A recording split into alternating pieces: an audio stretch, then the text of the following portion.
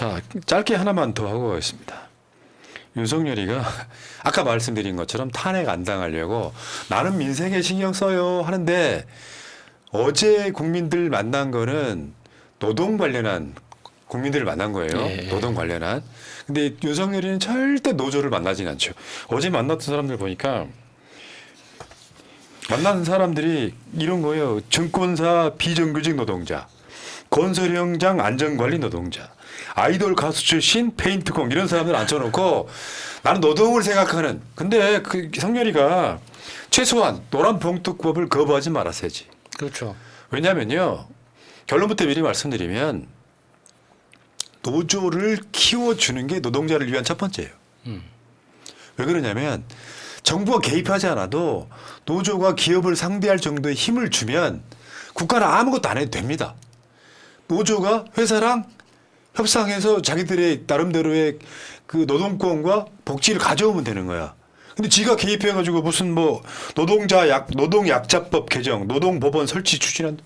그러니까 저 노동약자법 만들겠다는 저 이야기를 보고 진짜 너무 화가 나더라고요. 그러니까 전태일 열사가 왜 그렇게 극단적인 선택을 했습니까? 근로기준법을 지키라는 거잖아요. 그 근로기준법이 뭡니까? 지금 현재 있는 근로기준법만 지키더라도 대한민국 근로자의 90% 이상의 복지는 급격하게 향상이 됩니다. 지금 있는 법을 현장에서 안 지키기 때문에 지금 여러 가지 노동 문제가 생기는 거거든요. 그러면 지금 우리나라 근로기준법이 굉장히 훌륭하게 잘 만들어진 법이에요. 그러니까 이 법만 제대로 지켜도 됩니다. 그러면 노동약자법을 따로 만들면 어떤 효과가 생기냐? 노동자를 둘로 가르는 거예요. 근로기준법에 포함되는 노동자와 노동약자법에 포함되는 노동약자로 둘로 갈라가지고 다시 둘이 싸우게 만드는 효과가 생긴단 말이에요. 진짜 악랄한 그래, 이야기예요. 그러니까 이게 진짜 악랄하다고 내가 느끼는 건 이거예요. 윤석열이 말한 거. 노동조합에 가입하지 않은 미조직 노동자의 질병 상해 실업 시의 경제적 도움을 위한 공제회 설치 지원. 뭐냐. 노조랑은 대화하기 싫다는 거잖아요. 근데 악랄하다는 건 실제로 대한민국에 노조 가입한 사람보다 노조 가입하지 않은 노동자가 훨씬 많습니다. 그러니까 깨어있는 시민의 조직된 힘 중에 대표적인 게 노조예요. 예. 근데 그 노조에 가입하지 않은 사람들이랑 갈라치기 하면서 나는 노동자에 위한 대통령이요. 이질을 하고 있는 거예요. 그래서 노조에 가입하지 않은 노동자에게 공제회를 따로 설치해 준다. 이게 말이 되나요? 야, 그러니까 지금 윤석열이가 노조나 노동자를 위한다고요? 양해등 열사 죽인 놈이 누군데? 그렇죠. 건설 노조를 폭력배라고 윤석열이 그 말을 하는 바람에 건폭이라고 하는 바람에 사실은 양해등 열사가 돌아가셨습니다. 불과 며칠 전이 노동절이었잖아요. 윤석열 퇴진을 진짜 노조는 윤석열 퇴진을 외치고 있는데 일반 노동자라고 사실은 대한민국에서 노동자들 중에 0.0001도 안 되는 노동자들 데려다가 나는 노동자에 위하는 대통령 이런 이야기 하고 있는 거야. 실제로 22대 국회에 노란봉투법 다시 재상정할 거거든요. 노란봉투법이 뭔데? 노란봉투법 같은 거 있잖아요. 파업하다가 회사가 난 손실을 노조한테 뒤집어 씌워가지고 사람 죽게 만드는 네. 그 대표적인 게 쌍차였었잖아요. 네. 이거를 윤석열이 거부권 행사하면서 노조에 대한 생각은 아예 빨갱이로 보고 있는 자가 노동자들 몇 명 모아놓고 나는 노동자를 위하는 대통령이라고 말하는 게 얼마나 가짜 않습니까? 우리 현실적으로 윤석열이 했던 이야기 중에 노동법원을 따로 뭐 설치해야 된다. 그거는 그 말 자체는 동의합니다. 근데 이거는 노동법원을 설치해야 된다는 건 법원 내부에서도 오랫동안 주장이 돼 왔었고 노동계에서도 계속 이야기를 해왔던 건데 그러면 왜 설치가 안 되고 있느냐? 법원이 노동법원을 설치하자고 말하는 건 그러니까 대법원의 권한을 확대시키는 방향인 거예요. 그러니까 노동계에서 이야기하는 노동법원은 노동 전문 법원을 별도로 설치해서 노동 사건을 그쪽으로 다 몰아주자라는 것이고 법원 쪽에서 주장하는 건 대법원의 권한을 확대시켜가지고 노동 전문 부서를 두자 뭐 이런 방식으로 가려고 하거든요. 그러니까 지금 그런 양쪽의 이해가 딱 맞다는 걸 윤석열도 어디선가 주워 들었을 거기 때문에 노동법원을 제정하자, 설치하자 이러면 다들 좋아할 거라고 생각하겠죠. 근데 진짜 악랄한 건지 무식한 건지 모르겠어요. 왜냐하면 우리가 있잖아요. 시사 패널이라고 나왔는데 뭔 말이 이상하게 해. 그럼 사람들이 머릿속으로 그렇잖아. 쟤 모르네. 대통령이란 제가 그 정도 수준인 거예요. 지금 보수 진보 정권 문제예요 이게. 사실은요 진짜 보수주의자면은 일반 노동을 하는 사람들의 가치를 가장 높게 보는 게 맞습니다. 진보 정권은 거기에 대한 어떤 상대 개념으로 노동자들 권익을 올리자고 주장하는 느낌이지만 원래 보수주의자라면 노동자들 가정의 행복 이런 것들이 먼저야 되는데 그게 전혀 안 되는 자고 어제 윤석열이 했던 말 중에 가장 분노스러웠던 건 이런 거예요. 기득권을 빼앗기는 쪽이 정권 퇴진 운동하는 거다. 말하자면 저번에 몇 달 전에 탄핵하려면 하십시오라고 했던 거랑 똑같은 맥락이에요. 네. 지금 의사 파업이나 뭐 등등 관련해 갖고 기득권을 빼앗기는 쪽이 정권 퇴진 운동하고 있다. 근데 사실 저런 말이 은연중에 나왔다는 건 어떤 느낌이냐면 계속 의식을 하고 있다는 그렇죠. 뜻이에요. 탄핵이 머릿속에 있다는 거죠. 그러니까 계속 우리한테 탄핵하라고 저기 시그널을 주고 있다는 것 자체도 모르는 거예요. 근데 기본적으로 많이 쫄아 있다. 지금 오빠야 쫄았지. 딱 그 상황입니다. 뭐 개혁이라고 하는 것은 지금 같은 세상에서는 적을 많이 만드는 일입니다. 뭔가를 빼앗기는 쪽에서는 정말 정권 퇴진 운동을 하게 되는 겁니다.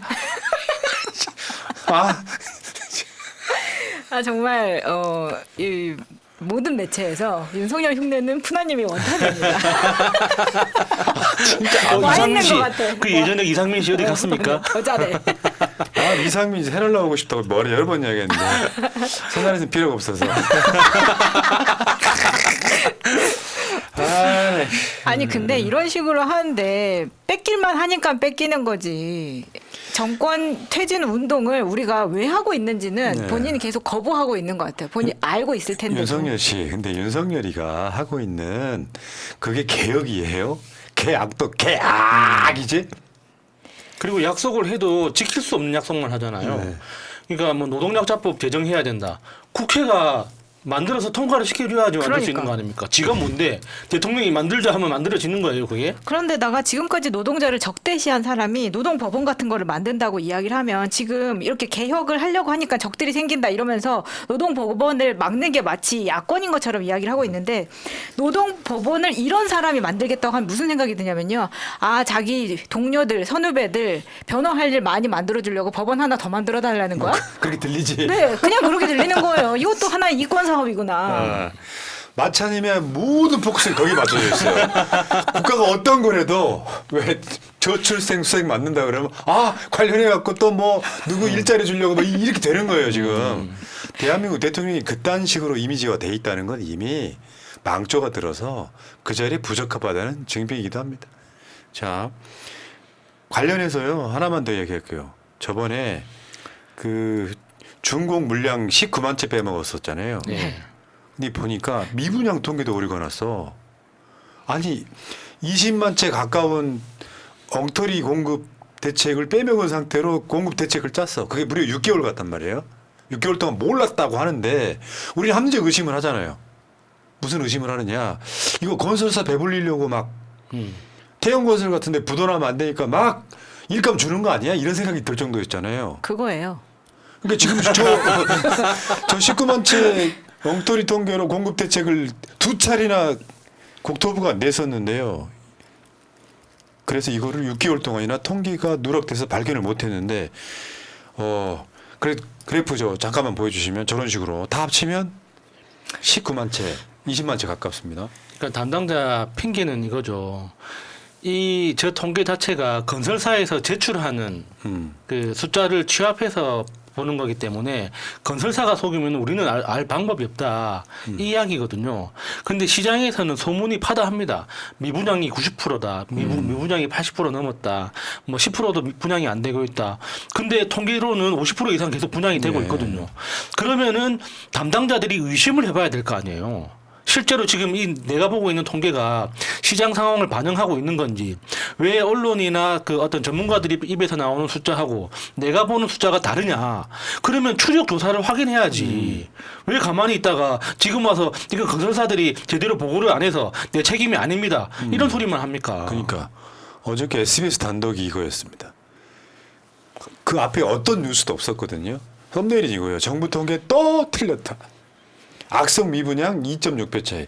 악성 미분양의 숫자를 실제보다 그러니까 발표한 거에 악성 미분양이 2.6배가 더 있다는 거예요. 네, 더 있다는 거죠. 진짜 심각한 거는 경기도입니다. 근데 경기도가 가장 심각한 거는 경기도가 가장 많이 해먹을 수 있어서 그런 거 아니냐. 어떻게 5배가 차이가 나는 거죠? 네. 이거는 국토부 진짜 전부 다 내놔야 되는 거 아닙니까? 근데 이거는 그런 것도 있죠. 확실히 우리가 이렇게 그 의혹을 제기할 수밖에 없는 게 일부 뒷자리 몇 개 틀릴 수 있죠. 예. 데이터를 내다 보면 데이터를 내고 있는데 분양이 돼버려가지고 몇 개 틀릴 수는 있잖아요. 근데 저런 식으로 막 19만 개가 누락이 되고 악성 미분양이 사실은 정부 발표보다 2.6배가 많다는 거. 그러면 저렇게 남아 돌면 주택 정책을 짤 때 거기에 걸맞게 그렇죠. 앞으로 몇만 호가 더 필요한데 거기 해야 되는데 그거 상관없이 그냥 막 지르고 있다는 건. 그리고 왜 이번에 태형건설 사태에도 지금 뭐 몇 조 쏟아붓는다 이런 얘기가 있었잖아요. 결국에는 건설사들이 계속 새로운 아파트를 지어도 된다는 맞아요. 신호를 주기 위해서 계속 이런 식으로 다들 애쓰고 있는 거잖아요. 저건 또 국가가 저런 짓 하는 대표적인 이유 중에 하나가 성장률과 연관이 있어요. 건설이 막 호황을 이루면 그러니까 실제로 우리 국민의 삶과 아무 상관없이 건설사에서 망하든지 말지 은행 빚 내든지 말든지 아파트 계속 쉬어. 나는 경제 잘한 대통령 될 테니까 이런 느낌도 있단 말이에요. 아유 씨. 아무튼 윤석열은 다른 걸 떠나서 막 마누라 보호하고 막 상남자 이런 개소리를 떠나서 좀 알고 짓거렸으면 좋겠어. 너무 무식하니까 우리 같은 사람도 윤석열을 보고 있으면 답답이 미쳐버리는 거야. 오죽했으면 저번에 기자회견 할 때 TV를 중간에 꺼버렸다는 사람이 너무 많은 거예요. 네. 일반 시민도 윤석열이 하는 말이 거짓말이고 무식한 소리라는 걸 너무 잘 알고 있는 거예요. 그러니까 윤석열이 하는 말을 들어보면 저 사람은 상대방 질문을 제대로 이해하지 못했다는 게 너무 확연하게 티가 나거든요. 보고 있으면 답답한 거죠. 질문의 요지는 저게 아닌데 혼자서 사건 요약하고 있고 사건 재정리하고 있고. 윤석열이가 이번 토론회 때 그랬다는 거예요. 의식해서 뭘 의식했느냐. 토론회라고 하면서 지가 말 다 하는 걸 그 비판을 의식해서 질문을 받기 시작한 거야. 1시간 동안 토론을 하면 윤석열이가 진짜로 사회자 말 빼고 나면 지가 말 다. 뭐 이게 뭔 토론회냐 하니까 질문을 받기 시작했다. 근데 그 노동부 장관은 졸다가 들켰는데. 아유, 여기까지 하겠습니다. 자, 김영일님. 존경하는 푸나성님, 조곤조곤한 야수님, 군기반장 말괄량이 마차님, 가끔씩 호탕하게 웃으신 보람 PD님, 새날 언제나 파이팅, 농번기철이라 트랙터라도 농가라 없듯이 윤석열과 똘마니들 얼른 갈아엎어 버립시다. 김건희 성대모사는 임세은님하고 마차님이 최고. 근데요, 임세은보다 마차님이 어감은 좀 더 비슷해요. 임세은은 좀 업되면 다른 사람 최은수 목소리가. 그건 고라니 소리인데. 자, 감사합니다. 베스트님 고맙습니다.